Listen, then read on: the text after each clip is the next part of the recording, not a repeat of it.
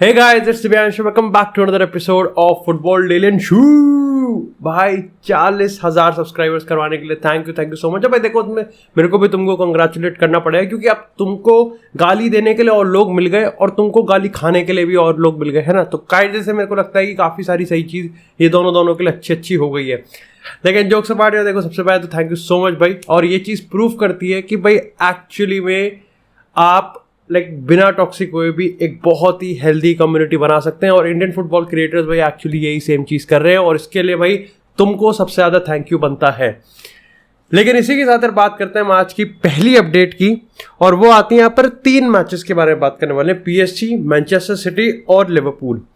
अब देखो पीएसजी के मैच में job done, 3 points in the back, 3 goal, Neymar ने गोल कर दिया, मेसी ने असिस्ट कर दिया, एम्बापे ने गोल कर दिया, बढ़िया चीज़ है। और देखो यार मैं सबसे पहले तारीफ कर देता हूँ, फिर हम कंसर्न पॉइंट्स की हम बात करेंगे। भाई देखो यार मेसी ने आई थिंक 3 गोल मार दिए, 4 असिस्ट कर दिए ऑलरेडी 4 लीग 1 के मैचेस में। और अगर हम बात करें नेमार की तो ऑलरेडी 7 गोल वो स्कोर कर चुका है, 6 असिस्ट कर चुका है। और एम्बापे भी धीरे धीरे पटरी पे आ ही जाएगा कंसिडरिंग द फैक्ट कि उसको डिलीवरी देने वाले यहाँ पर नेमार और मेसी हैं।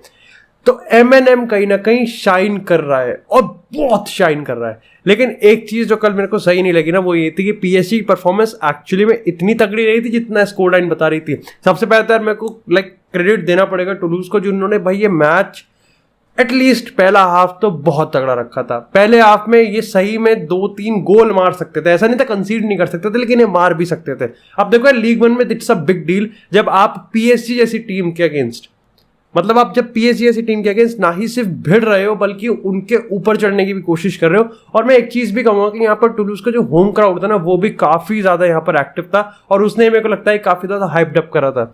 अब प्रॉब्लम यहाँ पर ये आती है कि यार देखो जब ऐसी टीम्स ना पीएसजी, देखो यार ठीक है पीएसजी को आप कलेक्टिवली आप पीएसजी को नीचे गिरा सकते हो, लेकिन then you have to understand the individual technicality of PSG. क्योंकि टुलूज के अगर हम चांसेस की बात करें ना तो साफ दिख रहा था कि उनके पास वो इंडिविजुअल क्वालिटी है ही नहीं उस लेवल की।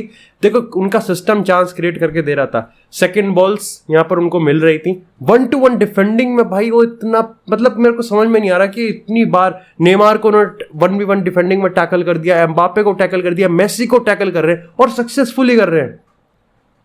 लेकिन यहीं पर ही भाई काम आता है गेम कैसे निकाला पीएसजी ने, और उसका जवाब एक्चुअली में आपके पास यहाँ पर मेसी है, नेमार है, एम्बापे है, वेराटी है एंड डेफिनेटली विटीनिया वो एनर्जी प्रोवाइड करता है।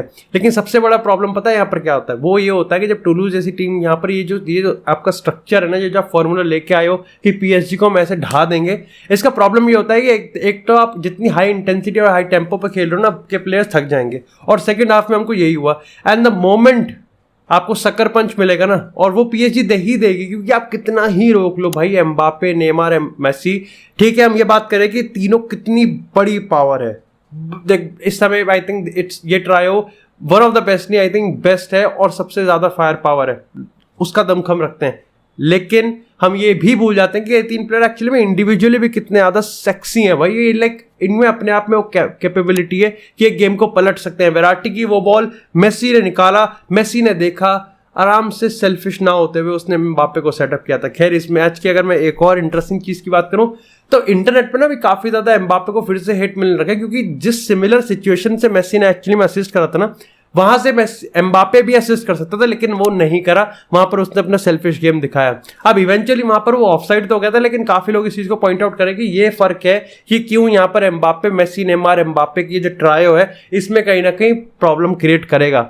अब देखो मेरे को लगता है कि यार जब से वो वाला सिचुएशन है ना उसके बाद हम फैंस ना काफी ज्यादा एग्जैजरेट भी कर रहे हैं और काफी ज्यादा इस चीज को पॉइंट आउट भी कर रहे हैं। हाँ ये पार्शियली करेक्ट भी है, लेकिन हमको ये चीज समझनी पड़ेगी कि पार्शियली गलत इसलिए क्योंकि इट्स एम्बापे, वो उसका गेम स्टाइल है और पीएसजी ने उसको वही करने के लिए इतना लंबा पैसा दिया और इतना लंबा कॉन्ट्रैक्ट दिया। He is not there to assist, वो सेल्फिश गेम दिखाएगा और वो पेलेगा इस तरीके से। And this is the something जो कि मेरे को लगता है कि फैंस इतनी जल्दी एक्सेप्ट नहीं करेंगे और एम्बापे गाली तो जरूर खाएगा, कंसीडरिंग द फैक्ट कि जब मेसी इतना अनसेल्फिश गेम खेल रहा है तो हमको ये भी समझना मतलब ये भी एक काफी ठीक है, मैं समझता हूँ कि जस्टिफाइड है कि उसके लिए भी आपको चांसेस सेटअप करने पड़ेंगे, बट ये काफी इतनी बड़ी ईगोज में भाई देखो कुछ कर नहीं सकते। लेकिन इसी के साथ बात करते हैं मैनचेस्टर सिटी की। 2 game 2 hat trick, Erling Braut Haaland भाई फार्मर लीग्स बना रखा है भाई। मैं तुमको बता रहा हूँ, एक पेप गार्डियोला वो वहां डगआउट में खड़ा हुआ है, एक पेप गार्डियोला को आपने स्ट्राइकर खिला रखा है। क्या मतलब बनता है भाई। The biggest and the best part about it कि अर्लिंग हालैंड कुछ एक्स्ट्रा ऑर्डिनरी नहीं कर रहा। लाइक आप अगर वो गेम देखोगे ना मैनचेस्टर सिटी का, आप वो तीनों गोल देखोगे, भाई दूसरे गोल में तो वो फिल फोर्डन को सेटअप कर रहा था जिसमें उसने खुद मार दिया। Erling Haaland is just being Erling Haaland, बस और कुछ नहीं। और सबसे अच्छी चीज है कि पेप गार्डियोला को उसके जो वो टैक्टिकल एक्सपेरिमेंट है ना, और ये सिर्फ गार्डियोला ही कर सकता है, उसी की बदौलत आज हम देख रहे हैं कि अर्लिंग हालैंड पेल रहा है।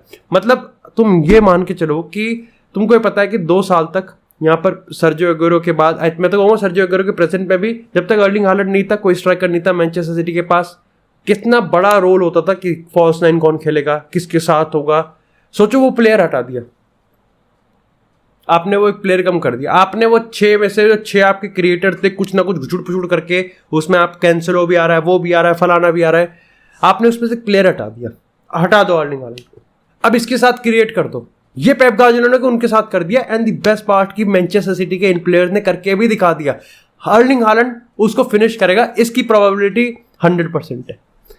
ये सिस्टम इतना ज्यादा तगड़ा है ना, और इसको तोड़ना बहुत मुश्किल है, बिकॉज अर्लिंग हालैंड पे कोई एक्स्ट्रा रिस्पॉन्सिबिलिटी दे ही नहीं है, उसको बस अर्लिंग हालैंड बनना है। And Erling Haaland is just goals, और गोल्स होंगे। 7 गोल्स ऑलरेडी आ गए, 2 हैट्रिक आ गई। मैं सुन भी रहा था कि आई थिंक फर्नांडो टोरेस को प्रीमियर लीग में अपनी 2 हैट्रिक करने के लिए शायद से 225 गेम लगे थे, if I am not wrong. बता देना एक बार मेरे को कमेंट सेक्शन में। और इसने 5 गेम में 2 हैट्रिक्स ऑलरेडी मार दिए हैं। यस, देखना तुम आने वाले टाइम में कि अर्लिंग हालैंड बहुत, भाई गोल्डन बूट तो मेरे को लगता है कि अर्लिंग हालैंड ही जीता है, कंसीडरिंग द फैक्ट कि बाकी के जो कंटेंडर्स हैं उनकी थोड़ी सी अभी बकचोदी यहाँ पर काफी ज्यादा चल रही है। और जिसमें क्रिस्टियानो रोनाल्डो जो पिछली बार टॉप 3 में थे, वो तो आई थिंक पूरी तरीके से चार्ट में काफी नीचे आ गए हैं। वो एरिक टेन हैग पर भी हम बात करेंगे, ये सीन था। ये बहुत अमेजिंग है। लेकिन इसी के साथ यार बात करते हैं थोड़ी सी लिवरपूल की। अब देखो यार, लिवरपूल की आई थिंक उस हाईलाइट की बात करें तो बच गए भाई, ये है अभी दब जाते, क्योंकि लिवरपूल अब कहीं ना कहीं 9-0 के बाद लग रहा था कि ठीक है शिप अच्छे से क्रूज करेगी, लेकिन शिप अभी भी डगमगा रही है इनकी। और कल बकचोदी हुई आती, क्योंकि एक स्टैट्स के हिसाब से शायद से लिवरपूल अगर कल गोल्स ना स्कोर करती तो आई थिंक उनका 40-50 गेम का एक यहाँ पर एक सीक्वेंस, एक वो स्ट्रीक टूट जाती, लेकिन उन्होंने मारा। और इस बार Roberto Firmino is the man. क्या हम कह सकते हैं कि माने का जो गैप है वो फर्मिनो भर सकता है? मतलब पार्शियली नहीं, क्योंकि माने जो काम करता था ऑफ द बॉल, वो काम रॉबर्टो फर्मिनो नहीं कर सकता। लेकिन रॉबर्टो फर्मिनो एक्चुअली में ही स्पेशलाइजेस इन ड्रॉपिंग डीप और वो सारे कनेक्ट करने में। एक कंसर्निंग चीज मेरे को जो लिवरपूल के मैच से लग रही है वो ये है कि साला का रिकॉर्ड, भाई it's now concerning, because now साला हैज टू परफॉर्म। भाई साला को परफॉर्म आपको करना पड़ेगा। हम ये चीज तो कह रहे हैं कि लिवरपूल की मिडफील्ड ये, लिवरपूल की मिडफील्ड वो, लिवरपूल का वो फलाना, लेकिन हमको ये भी कहना पड़ेगा, ये मानना पड़ेगा कि यस, लुइस डियाज एक्चुअली में थोड़ा सा कहीं ना कहीं शो को रन करता हुआ दिख रहा है, जबकि मोहम्मद साला को करना पड़ेगा। यार ये बंदा वो था जो कि 20 से 25 गोल आपको प्रीमियर लीग में देने वाले हैं। यस, प्रीमियर लीग अभी बहुत लंबा है, लेकिन अभी तक की अगर 5 गेम्स की हम बात करें, यहाँ पर अर्लिंग हालैंड यहाँ पर मतलब एक फेज बना हुआ है। यहाँ पर अगर मैनचेस्टर यूनाइटेड की तो वो अपना एक फेस निकालेंगे, गैब्रियल हेजूस है। उसके बाद यहाँ पर स्पर्स की बात करें तो ह्यूंग मिन सॉन, हैरी केन। लिवरपूल चाहे भाई बिल्कुल चाहिए कि मोहम्मद साला जल्दी से जल्दी अपनी जो गोल स्कोरिंग एबिलिटीज हैं और जो रिकॉर्ड्स हैं उसको वापस से क्रिएट करें, नहीं तो it would be a big problem. हाँ, यहाँ पर ये हुआ था कि बहुत बकचोदी हुई कि जो विनर लिवरपूल ने स्कोर किया है वो एडिंग टाइम के बहुत आगे का मार दिया, ये तो गलत है। लेकिन एक्चुअली में देखो यार, सीन है कि ना ही ये कोई पहली बार हुआ है और ना ही ये कोई आखिरी बार होगा। अब जो इसके अगेंस्ट है वो ये कहेंगे कि देखो 6 मिनट प्लस होने चाहिए थे, 8 मिनट में गोल कैसे मार दिया, ये तो बिल्कुल ही बकचोदी है। लेकिन कुछ लोग जो उसके सपोर्ट में वही चीज कहेंगे कि जब न्यूकासल के प्लेयर बार बार गिर रहे हैं, बार बार रिदम तोड़ रहे हैं, तो प्लस तो हो गई। और प्लस अगर आप गेम के मोमेंटम को देखोगे तो लिवरपूल अटैक ही कर रही थी, और जब लिवरपूल अटैक नहीं कर रही थी तो न्यूकासल भी अटैक कर रही थी। तो ऐसे में जब आप अटैक कर रहे हो, इट्स अ बिट हार्ड, और कहीं ना कहीं रेफरी फेयर रहता ही है इस चीज में, बेंट होता ही है कि ठीक है गोल मतलब अटैक करने दिया जाए, और इवेंचुअली वो गोल में क्रिएट हो भी गया। लेकिन इसी के साथ बात करते हैं थोड़ी सी मैनचेस्टर यूनाइटेड की। भाई सबसे पहले तो क्रिस्टियानो रोनाल्डो स्टे कर रहा है मैनचेस्टर यूनाइटेड में, एरिक टेन हैग ने इसको कंफर्म कर दिया। और एरिक टेन हैग ने बहुत, भाई एरिक टेन हैग इतना शाना आदमी है ना भाई, मजा आया था भाई इसकी कम्युनिकेशन स्किल्स को देखते। एरिक टेन हैग ने देखो इस चीज को कंफर्म किया कि अगर रोनाल्डो को खुश नहीं होता मैनचेस्टर यूनाइटेड में तो रोनाल्डो यहाँ होता ही नहीं। एंड अगेन उसने वही सारी चीजें बार बार रिपीट करी है जो कि यूनाइटेड के वो फैंस जो कि रोनाल्डो को देखना चाहते हैं उनको अच्छा लगे, है ना, वो चीज जो कि मीडिया यूज ना कर सके उसके अगेंस्ट। मतलब मैं देखो इसमें एरिक टेन हैग कुछ नहीं कर रहा, I am just praising his ability. Like उसकी एबिलिटी रांगनिक से भी अच्छी है मीडिया को संभालने में। जहां रांगनिक एक्सपोज करने में था, यहाँ पर एक मरम पट्टिया काम करता है। आई थिंक ओले गुनार सोल्शायर और रांगनिक के बीच का बंदा है यहाँ पर Erik ten Hag. He knows what to speak, but at the same time ये बचा भी लेता है ग्लेजर्स को और थोड़ा थोड़ा एक्सपोज भी कर ही देता है। अब सबसे पहले इसने रोनाल्डो के रिगार्डिंग ये चीज़ कही कि देखो रोनाल्डो खुश है इस तभी वो यहाँ है, रोनाल्डो को गेम टाइम मिलेगा, लेकिन अगेन सारी बात घुमा के आप ये समझ सकते हो कि उसने ये नहीं कहा कि रोनाल्डो स्टार्टिंग 11 में होगा, उसने ये कहा कि रोनाल्डो को गेम मिलेगा और रोनाल्डो मेरे स्टाइल में खेल सकता है। लेकिन उसने फिर वो अपनी सिचुएशन को निपटाया कि अगर रोनाल्डो स्टार्टिंग 11 में नहीं होगा तो आप टेन हैग पे सवाल नहीं खड़े कर सकते। क्यों? क्योंकि देखो एक चीज तो ये है कि टेन हैग का जो गेम स्टाइल है, रोनाल्डो अभी भी थोड़ा सा रिसेप्टिव है, रोनाल्डो अभी भी अडेप्ट कर रहा है और आने वाले टाइम में कहीं ना कहीं एरिक टेन हैग को चाहिए। और दूसरी चीज ये है कि क्योंकि एरिक टेन हैग की जो स्टार्टिंग 11 है वो उसको मैचेस जितवा रही है, तो अगेन आपके पास एक एरिक टेन हैग के पास एक अपर हैंड हो जाता है कि ठीक है कि हाँ भाई मैं जो कर रहा हूँ वो बिल्कुल सही कर रहा हूँ, इररिस्पेक्टिव ऑफ द फैक्ट कि देखो फर्क नहीं पड़ता कि तुम रोनाल्डो के फैन हो, तुम मैनचेस्टर के फैन हो, तुम रोनाल्डो के, उससे उसको क्या फर्क पड़ता है यार, उससे अगर नहीं पड़ता यार, that's a sad but it's true, कड़वा सच है और भड़वा सच है। लेकिन यहाँ पर तीसरी चीज ये है कि क्या एक्चुअली में इसका मतलब ये है कि शायद से एरिक टेन हैग हमेशा से चाहता ही था? नहीं भाई देखो ये बकचोदी हो जाएगी। यस रोनाल्डो को मैनचेस्टर यूनाइटेड छोड़ना था and yes Erik ten Hag wanted Ronaldo to leave Manchester United. उसके पीछे के मैंने आपको फुटबॉल डेली एपिसोड में हम लगातार इस पे बात करते हुए आ रहे हैं। हाँ तो क्यों एरिक टेन हैग मीडिया के सामने? Because it's his work. वो ऐसी चीज बिल्कुल, क्योंकि देखो यार अब से लेके जनवरी तक क्योंकि इसने कहा है कि ये टीम ही रहेगी और कोई इनकमिंग नहीं होगी। एरन वन-बिसाका भी इसने कह दिया कि ठीक है एरन वन-बिसाका यहीं रहेगा। जेम्स गार्डनर एवर्टन जा चुका है जिसमें बायबैक क्लॉज नहीं है, मेरे को समझ में नहीं आ रहा। हाँ सेरोन क्लॉज है लेकिन बायबैक क्लॉज उसमें इंक्लूड नहीं कर रखा है, तो वो नहीं चाहेगा कि अब प्रॉब्लम क्रिएट हो।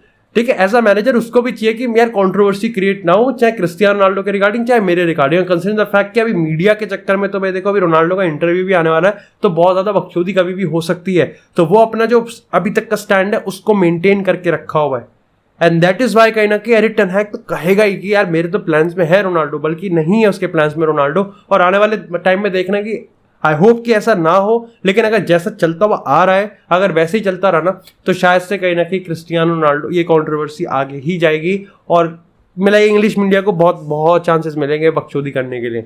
खैर अगर हम अनएक्सपेक्टेड की बात करें तो अब थोड़ी सी ट्रांसफर रूमर्स की बात कर लेते हैं।